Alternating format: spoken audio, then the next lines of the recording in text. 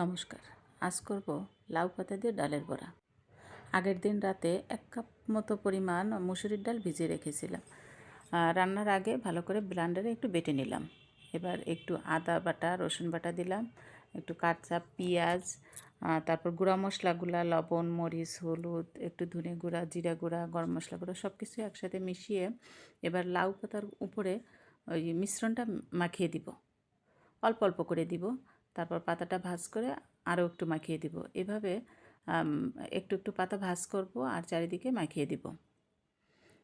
এভাবে পাতাটা সুন্দর একটা শেপ দিয়ে নিলাম।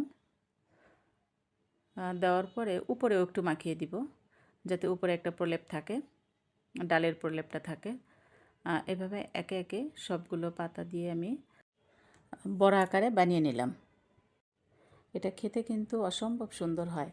ওই উপর দিয়ে ডালের একটা প্রলেপ আছে, আবার লাউ পাতা আছে, বিভিন্ন ধরনের মশলাও আছে। যাক, সবগুলো বানানো হয়ে গেছে। এবার ফ্রাই প্যানে উল্টে পাল্টে ভালো করে ভেজে নিব।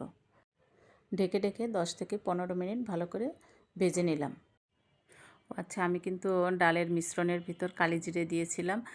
অবশ্যই কালিজিরাটা দেওয়ার চেষ্টা করবেন। এটা সুন্দর একটা, দাঁতে পড়লে সুন্দর একটা গন্ধ আসে, খেতেও মজা লাগে।